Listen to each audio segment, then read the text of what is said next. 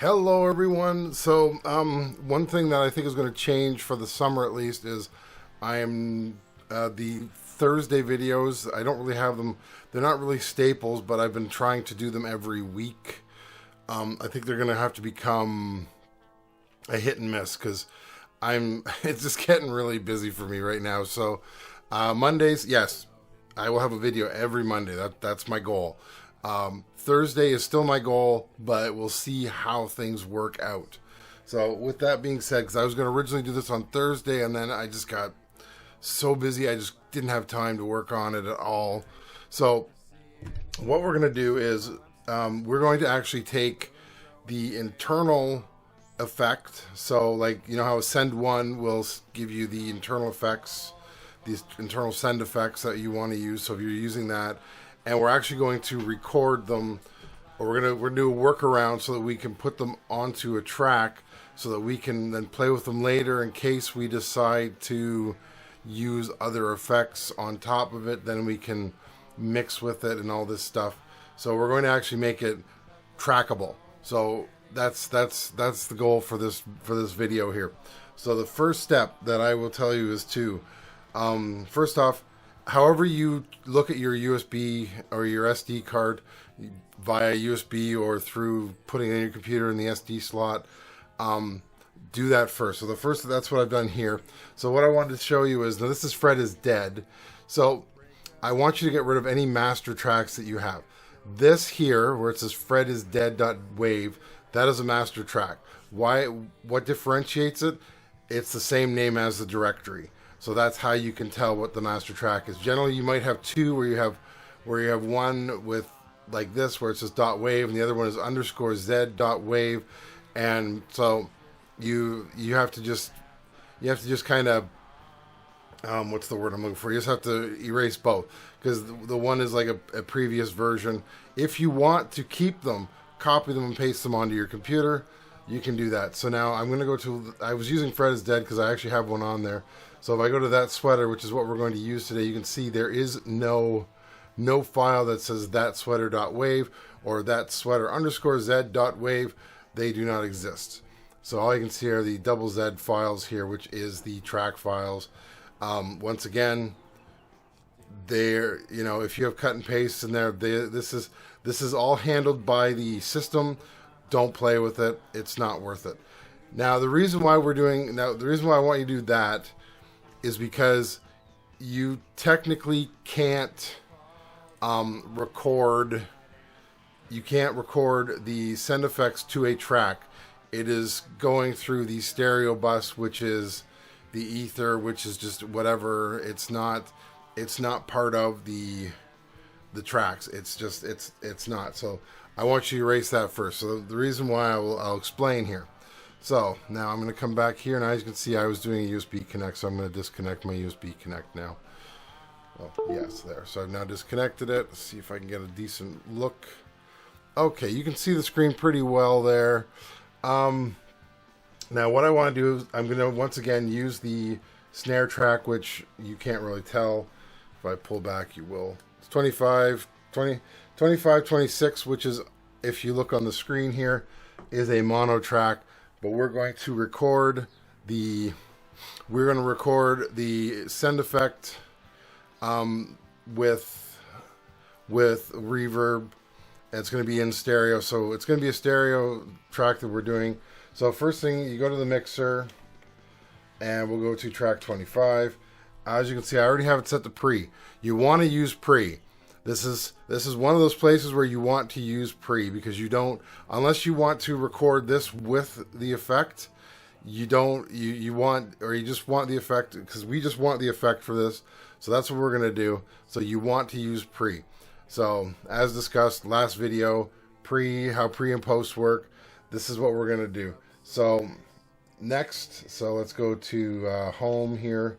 So I'm gonna show you what it sounds like. So I played around with it. I'll show you the effect. So what I did was I put it on delay this time. I'm doing a little panning. It's going to it's going to sound really cool. So I'll play a little bit for you.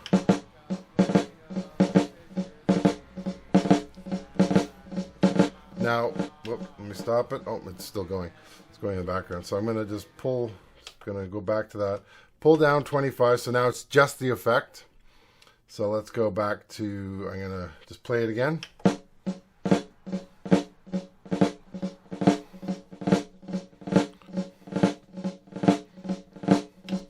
Yeah, now do the feedback, and it will just keep going for a while. So next thing you want to do is, we're on the screen, yep, good. Next thing is, you want your start, so your in and your out, to be at the beginning. The in has to be at the beginning of this. Has to be. There's no getting around it. You can't. You're gonna have to do it from the beginning, because what we're gonna do afterward. The reason is because we're importing it afterwards. So, and I'm going to. Let's see. I'm gonna do a jog play here just for a second. So I don't care if I have all of it. Okay, so there's a long pause, which is good, because that's what I want. And then I'm going to stop it here. All right. So there, so I'm just ahead of the next snare hit. So I'm going to mark that as my out. Now, you don't have to do this, you can do the entire track. If you do this on the entire track, remember to compensate for the fact that your effect is going to go on for longer than the song, than your last part will be. So, maybe do like 2-3 seconds, or play the end and see how far out the effect goes, so you're not losing the effect. So that's second. So now what I'm going to do now is I'm going to go out of jog. I don't want to get caught in that jog play mess up that's in there. Now we're going to hit mix down. So we'll go over here for a second. So we're going to hit mix down mastering. So as soon as I hit that, you now see that on the screen, it has put it into mix down mode. And let me show you, all the faders are down.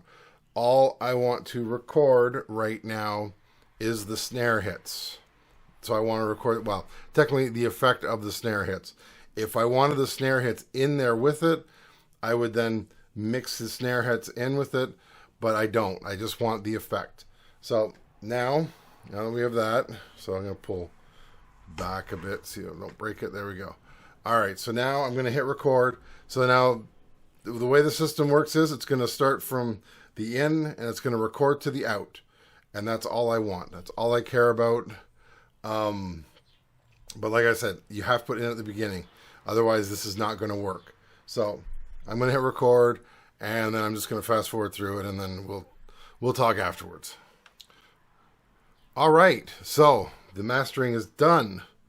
Now, lucky for me, it actually did fade out, and so I do have in that section there up to bar 40, it actually did do what I want. So that's good. So now we're not doing any mastering. So as you can see, the mix down mastering button is flashing. I'm going to then kick out of there. So I'm not using this. So now we have just the mastering. So next we're going to go back to our SD card. Like I said, however you do it, I'm doing it by USB. So now I'll pull up the USB over here. Let's see. Oh, yes, I want it connected. All right, so now it's pulled up the USB. Let's go over to there. Hello, why did you go over there? There we go. All right, so we're on the USB now, and then we're going to go to music. And let's see, we were doing that sweater. So now you can see there's that sweater wave file. So we're going to cut. We're going to cut that, or you can copy it, either way. And we are going to put it into the audio depot. And let's paste that sucker. There we go. All right, so now that we've done that, now that's why you had to do it from the very beginning of the song. So I'm going to disable, so we'll go back to here, disable the thing. Oh, let's go over to here. There we go. So I've disabled it. So the USB is closed again. Now if I go to menu, Audio Depot. I see that swa tilde 1 dot wave. That's what I want. Oh, I'm going to import it. Now, the beauty part of this system is it will tell you which tracks are free. So I'm going to put 23, 24. Yeah, okay. I'm going to put the snare hits or the effect onto tracks 23, 24. So we'll hit play. We'll go, yes, that's what I want. Do I want to do this? Yes, I do. So now it's moving it to track 23, 24 because that is the open space. So now that's one of the lovely things about this. Once it's imported, it removes it from that. If you want to keep, you had to copy it first, but still. So now let's go back to home. Now if I go 23, 24, let's bring it up. Let's bring it to about 11 because I think that's where the snare starts. So play.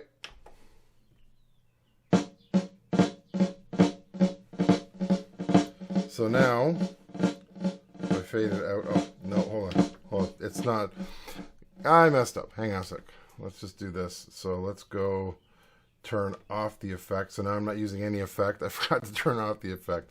Let's do that again, so let's bring it back to 10-ish. Alright, so now play. That's track 23, 24, see? So now I can set it where I want.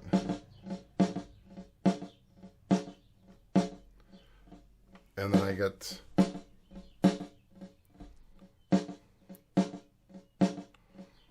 so I put a little lower so you could, and there, now it's back where I didn't record it. I just went up to 40.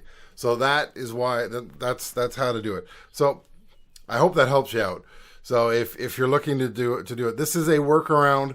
I don't know if I'd actually use it.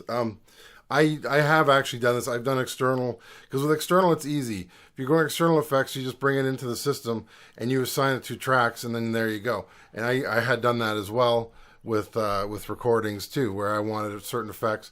Now what I can do at this point is, if I want to, I can then do a bounce, and I can blend these two the snare and this together to make one track, or one stereo track. It's endless possibilities with this.